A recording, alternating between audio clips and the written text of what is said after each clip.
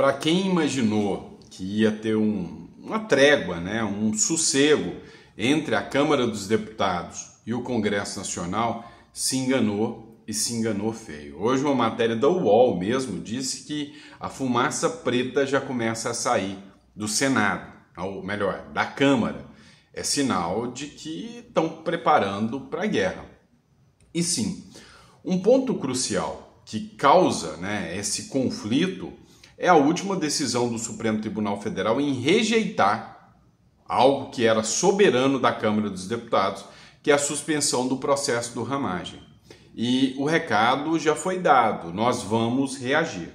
Mas aí, para acabar de jogar uma pá de cal em cima da Câmara dos Deputados, vem o Supremo Tribunal Federal e condena a Carla Zambelli, numa condenação, ao meu ver, absurda, né? Exagerada, como tudo que é contra bolsonarista é exagerado. E aí a gente começa a perceber que haverá, sim, uma tentativa de reação. Agora, é saber se a Câmara dos Deputados vai comprar essa batalha, vai comprar essa briga contra o Supremo Tribunal Federal. E se comprar, né, se comprar essa briga, meu amigo, as cenas do próximo capítulo serão emocionantes, pode ter certeza disso. Outro ponto também é a questão do Ramagem, né? Saiu uma publicação de uma matéria dita da seguinte forma: o STF usa o Ramagem para mirar Bolsonaro, vai ter reação. Ou seja, parece que, né, dentro da Câmara dos Deputados, o bolsonarismo está mais forte do que se imagina. Deputados têm raiva do governo Lula, estão com raiva do STF. Outra questão que a gente vai falar é mais um escândalo que pode estourar a qualquer momento. Você está vendo o escândalo do INSS que está dando um bololô brabo aí, né? Ou seja, tá todo mundo questionando os absurdos do INSS. Ontem, o Deltan Dallagnol, ele fez uma publicação pedindo que a Procuradoria-Geral da República investigue, uma vez que o presidente do INSS tem dinheiro vivo, mais de 400 mil reais em dinheiro vivo em casa. E aí pode ser, né, que mais um escândalo aí estoure no colo do governo Lula. Todo dia tem um escândalo de corrupção estourando, né? E aí eu não estou atribuindo isso ao governo. Sabe por quê? Porque o Zema, ele falou que toda vez que o PT volta, o escândalo é absurdo, e aí ele falou que o PT está roubando os aposentados. E aí agora, o PT está querendo uma investigação criminal contra o Romeu Zema. Talvez pegue aí mais 10 anos de cadeia igual a Carla Zambelli. A grande verdade é que se você é de direita e fala alguma coisa contra o PT ou contra a esquerda, você está ferrado. Essa é a verdade, né? Essa é a verdade. E aí, por fim, né, foi liberada uma grana boa, para justificar um evento cultural. Depois, quando eu digo para vocês que eu sou um cara bem sem cultura, né, bem sem cultura, vocês vão entender o porquê. Vazou um áudio aqui, né, da fala do Jordi aqui, mas vocês vão ver o porquê que eu acho assim insano, né, insano esse gasto com cultura que o governo Lula tem, tá bom? Então vamos começar com a matéria, sejam muito bem-vindos, espero que o conteúdo esteja de qualidade para vocês, não esqueça de se inscrever no canal, peço desculpa por hoje não estar gravando dentro de um estúdio, com toda a estrutura, mas é que estou num lugar um pouco diferente, tá? Resolvi sair com a família, geralmente final de semana eu tiro um time com a família, tá bom? Mas vamos lá, bora começar. Pessoal, é o seguinte, o caso Carla Zambelli ainda vai dar o que falar. Primeira matéria que eu vou trazer para vocês é essa aqui do Correio Brasiliense. Aí você vê a Carol de Tone, o Nicolas na capa, e o título da matéria fala assim, olha, oposição declara apoio a Zambelli e a Ramagem. Parlamentares do PL e apoiadores do ex-presidente Bolsonaro, inclusive de outros partidos, tá? tem manifestado apoio aos deputados Alexandre Ramagem e Carla Zambelli, devido aos últimos processos enfrentados pelos dois no Supremo Tribunal Federal. Na visão do líder da bancada do PL na Câmara dos Deputados, Sóstenes Cavalcante, o início do desequilíbrio entre os poderes legislativo e executivo e judiciário começou ainda em 2016, quando o STF proibiu a nomeação de Luiz Inácio Lula da Silva para a Casa Civil no governo Dilma Rousseff. Olha só. Tá jogando o Lula como começo da treta com o Congresso. Olha o que o líder do PL, o Sóstenes, está tentando fazer. Ele está querendo trazer aquelas figuras que são até um centro-esquerda para a briga contra o STF, falando, olha, eles fizeram com vocês. Lembra? O STF proibiu a Dilma de nomear, e é o mesmo caso, de nomear o Lula como ministro. Você lembra que a decisão que proibiu foi do STF? Lembra disso? Foi ali que o STF começou a mandar em tudo e ninguém percebeu. Não foi em 2019, com o inquérito das fake news, foi lá já contra o Lula, o STF já começou a atuar. Ele está querendo trazer aquela galera da esquerda para pensar assim, ué, tá certo, o STF é ditador mesmo. Olha a jogada do cara. Em sua conta matemática, houve ainda outras 7 decisões do Supremo que confrontaram diretamente o Executivo e o Legislativo ao longo dos últimos quase 10 anos. Não é um caso isolado, é um padrão e é a substituição da democracia por decisões individuais. É a soberania popular sendo humilhada por interpretações pessoais da Constituição, acusou, o Sóstenes Cavalcante. O líder pediu ainda em publicação nas redes sociais a união das lideranças do Congresso Nacional, dos partidos e do povo brasileiro para lutar por democracia, liberdade e soberania popular. Ainda, como liderança do PL, divulgou uma nota em que expressa total apoio ao deputado Ramagem, afirmando que a preocupação não se estende apenas para ele. Profunda preocupação com a recente decisão da primeira turma, que alcançou a maioria para modificar parcialmente uma deliberação desta Casa Legislativa, Ou seja, começa a jogar, começa a lançar aqui, contra o STF, a sementinha da discórdia, ou seja, não, realmente o STF vem extrapolando e muito os limites legais. E aí, teve uma matéria publicada aqui também, do Sóstenes Cavalcante na CNN, onde ele fala, nós vamos reagir.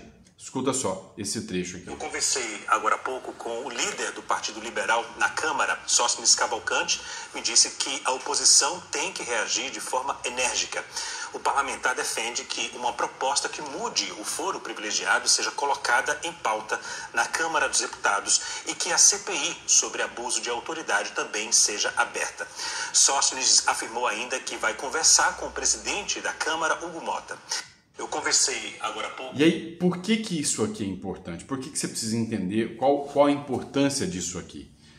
Uma CPI que muda o foro privilegiado, uma PEC que muda o foro privilegiado e que muda as regras no Supremo Tribunal Federal. O porquê disso? Porque hoje a Câmara dos Deputados já tem votos o suficiente para apresentar uma emenda constitucional. Isso é fato. Ela já tem votos o suficiente para apresentar uma resposta à altura do Supremo Tribunal Federal. A grande questão é que o Senado está dominado, ou seja, o STF já se blindou acerca de um possível impeachment. Agora uma coisa é certa, demandas como mudança nos poderes do Supremo, até o Senado vai gostar. Olha só um trecho de uma matéria do UOL aqui, onde ela fala que já tem uma fumaça preta acesa por causa do projeto da anistia, porque já a Câmara dos Deputados já quer dar uma resposta ao STF sobre essa questão da anistia, tá? Eu vou mostrar aqui para vocês. Hugo Mota passou a articular essa semana. A Câmara, o presidente da Câmara, Hugo Mota, passou a articular essa semana um projeto para reduzir pena dos condenados do 8 de janeiro, mais ou menos nos termos que estavam já sendo discutidos com o Senado em negociação com o Supremo Tribunal Federal. O Partido dos Trabalhadores viu aí sinais perigosos, porque considera que o ambiente na Câmara é muito mais favorável ao bolsonarismo e muito menos controlado do que o ambiente do Senado Federal. Da mesma forma, lá no Supremo, que viu com bastante desconfiança essa iniciativa, sobretudo depois da aprovação pelo plenário da Casa, da Câmara, da suspensão do julgamento do Ramagem e de todos os outros réus denunciados junto com ele, inclusive o próprio Bolsonaro. É uma movimentação do centrão da Câmara que, se vingar, pode dar ainda mais trabalho para o governo federal. Pois é, uma movimentação da Câmara que vai dar trabalho para o governo, vai dar trabalho, inclusive também, para o próprio Supremo Tribunal Federal. Ou seja, eles querem reagir. E não para por aí, né? A questão também é que o caso da Carla Zambelli também é algo da Câmara dos Deputados se manifestar agora, não deixar chegar igual o caso do Daniel Silveira. Olha só, o caso do Daniel Silveira, a relatora da época, a Magda Mofato, disse que existia um acordo entre a Câmara dos Deputados e o Supremo Tribunal Federal. E nesse acordo, a previsão é que o Daniel Silveira ficaria preso 7 dias, mas pegou 9 anos de cadeia. E esse tipo de demanda, esse tipo de ação da Câmara, advindo do Senado Federal, pode alcançar outros deputados. E aí, eis a indignação aqui, a fala de mais um deputado criticando o STF sobre o caso Carla Zambelli. Lembrando que a Carla Zambelli foi condenada a 10 anos de cadeia, perda do mandato e 2 milhões em multa. A condenação de Carla Zambelli a 10 anos de prisão é um escândalo. Enquanto criminosos são soltos todos os dias no Brasil, uma deputada eleita é punida com rigor extremo por um episódio isolado, sem vítimas, sem mortes e um julgamento claramente político. Isso não é justiça, isso é perseguição, é um abuso de poder. Quando a liberdade de expressão e o mandato popular viram um crime, a democracia já está sendo sufocada. Hoje é com a Carla, amanhã pode ser com qualquer um de nós. Democracia e liberdade já. Vocês devem ter percebido que a linha de raciocínio agora da oposição será: olha, a Câmara está refém, os deputados estão refém, o STF vai agir da maneira que ele bem entender. E eles não estão discutindo ou gritando isso sozinhos. Vários juristas vêm confirmando o que eles vêm dizendo. Eu mesmo sou um jurista e como filósofo, eu sempre estou emitindo pareceres nesse sentido, né? Aqui, através dos nossos vídeos, eu estou falando para vocês, analisando o que está certo. É óbvio que o que a Carla Zambelli cometeu é reprovável, uma vez que fique configurado com ampla defesa, com contraditório, num tribunal imparcial. Então, se ficar configurado que realmente foi uma medida realizada pela Carla Zambelli, ela merece sim punição. Não pode ficar impune. Ninguém pode cometer um crime de hackear um sistema, mas aí 10 anos de prisão e 2 milhões de multa, e o pior, num tribunal que a gente sabe que odeia a Carla Zambelli e que, assim, não é novidade para ninguém que eles queriam uma vingança da Carla Zambelli. Será que o devido processo legal foi cumprido? Não foi. Este é o ponto, né? Olha só o que o André Marsiglia deu de declaração aqui na revista Gazeta do Povo, numa matéria intitulada "O STF usa o Ramagem para mirar Bolsonaro". Escuta só. A legislação é bem claro o seguinte: você cogita, você prepara um crime, você idealiza um crime, isso não é punível. Então eu estou aqui imaginando que eu vou cometer um golpe, acho que eu vou cometer um golpe, estou preparando aqui um golpe para ser cometido, estou escrevendo uma minuta, inclusive, do golpe que eu pretendo cometer. Posso ser punido? Não posso ser punido. É uma cogitação. Eu preciso colocar em prática aquilo tudo que eu estou preparando, executar, iniciar, não é terminar de executar, porque aí as pessoas falam assim: mas se você executar um golpe, não tem como punir, porque o golpe vai estar dado. Não precisa ser dado, mas precisa ser iniciado. Então, E não é só golpe, é tudo. Se você passar a sua vida idealizando assaltar o mercado e não assaltar, você não é um criminoso, sinto informar. Você é uma pessoa que está perdoada. Se você for até o supermercado e não entrar, você continua sem poder ser punido. Se você entrar no supermercado e disser isso é um assalto, você pode ser punido. Então precisa iniciar o ato. Onde que se inicia o ato de tentativa de golpe de Estado? No 8 de janeiro de 2023, portanto, depois da diplomação de 22 do Ramagem. O artigo 53 fala, só pode ser suspenso os crimes que existirem depois da diplomação. Diplomação em 22, o crime passa a existir. Ah, mas ele estava preparando, não é crime. Ah, mas ele estava cogitando, não é crime. Passa a ser crime com o início da execução. Se ele foi diplomado em 22 e o início da execução foi em 23, em janeiro, 8 de janeiro de 2023, portanto, tentativa de golpe, abolição violenta de golpe de Estado, está sim abarcada pelo 53, parágrafos 3º e 4º. Poderia sim ser suspensa. E aí é que eu não sei se há uma imensa ignorância constitucional por parte dos ministros do STF ou se os ministros do STF, obviamente, se valeram de uma interpretação ignorante para poder não suspender esse caso. Na nossa legislação... E aí, qual a sua visão? Eu acho que sim, né? O Supremo Tribunal fez de maneira premeditada, criando uma nova mudança de posicionamento, como ele sempre faz, justamente para alcançar o objetivo final, que é usar o Ramagem na punição do Bolsonaro ainda esse ano, como muito bem declarou o Barroso. Vamos lá, pessoal. Escândalo da Previdência, Deltan Dallagnol entrando no meio dessa briga agora, né? Provavelmente o Deltan Dallagnol vai ser processado mais uma vez. Todo mundo que fala alguma coisa da esquerda é processado. Deltan pede que a Procuradoria-Geral da República investigue ministro que guardou R$431 mil em casa.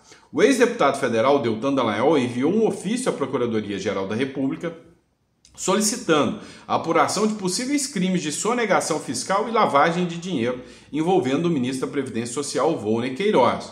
Ele assumiu o comando da pasta após a saída do Lupe, que é do PDT, afastado em meio ao escândalo envolvendo fraudes do INSS. O documento destaca que em 2022, Volney Queiroz declarou à Justiça Eleitoral manter R$431 mil em espécie fora do sistema bancário. Ele disputou o pleito pelo PDT, mas não se elegeu. Pessoal, aqui, sinceramente, eu discordo do Deltan Dallagnol. Nós estamos no governo do PT. R$431 mil dá para comprar 2 quilos de café, tá? Brincadeira, tá, pessoal? Olha, não é normal, tá? Alguém realmente guardar R$431 mil em casa em dinheiro vivo. Até porque R$431 mil, se eu usar uma expectativa conservadora, eu vou ter quase R$5 mil por mês só de rendimento. Para que eu vou manter um dinheiro desse guardado em casa, perdendo 5 pila por mês? Você perderia esse dinheiro guardando dinheiro em casa? Não. Mas não quer dizer que esse dinheiro seja ilícito.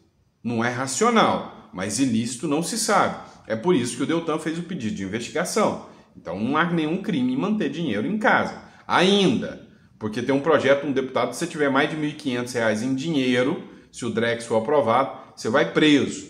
Mas presta atenção ao que disse o Deltan Dallagnol aqui nesse caso, tá? Ele fez o vídeo aqui, olha só. Guardar R$400 mil em casa? Pois é, o novo ministro da Previdência, sim.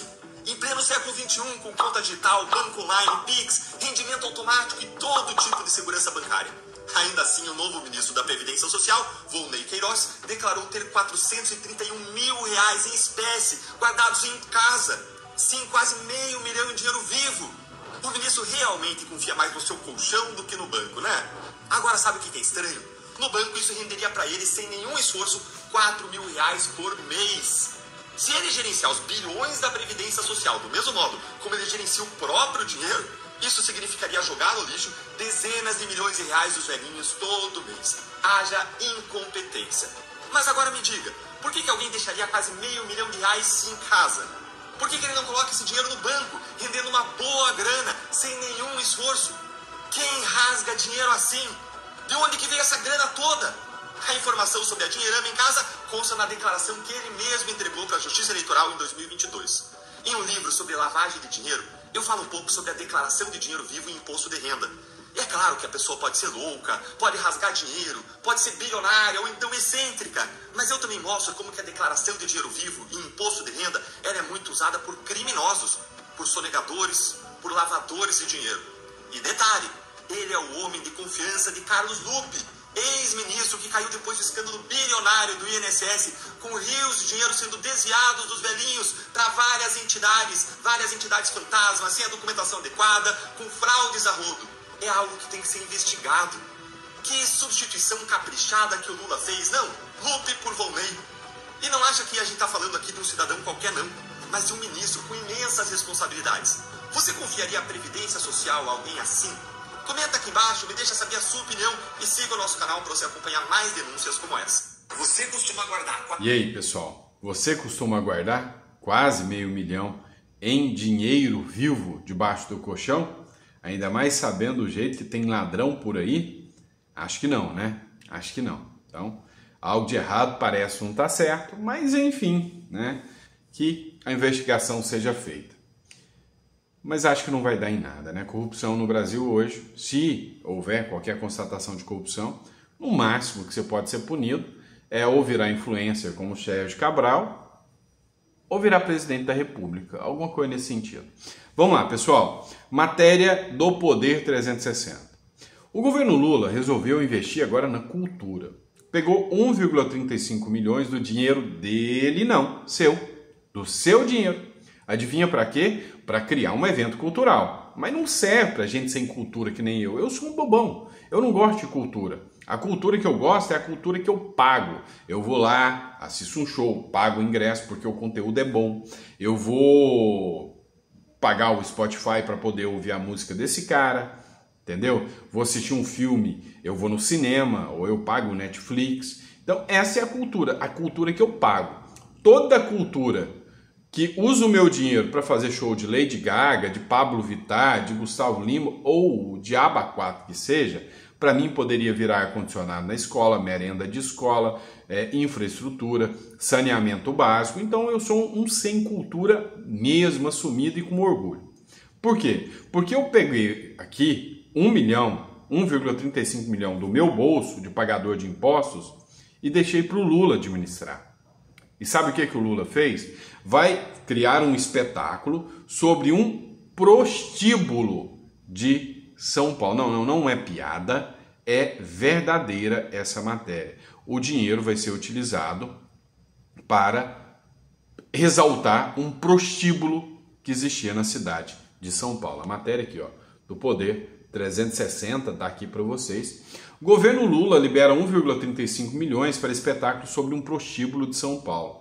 O recurso para a captação vem de quem? De quem? Da Lei Rouanet. Olha que maravilha. O projeto terá temporada na capital paulista e no Rio. Deixa eu te contar uma coisa. Tem um projeto do senador Cleitinho que é sobre você fazer a captação de dinheiro, igual a Lei Rouanet, para tampar buraco da estrada da sua cidade. Ou seja, você acha que o asfalto da sua casa ali está ruim, você faz um projeto conjunto com os moradores da cidade, paga para poder asfaltar tudo e deixar o asfalto da sua cidade bonitinho, e aí você abate tudo isso em impostos. Ou você consegue uma empresa, né, da sua cidade aí, né? Então vamos ter uma empresa grande na sua cidade, aí você vai lá na empresa e fala, ó, nós temos um projeto para construir um asfalto. Faz o asfalto e deixa o asfalto da cidade top.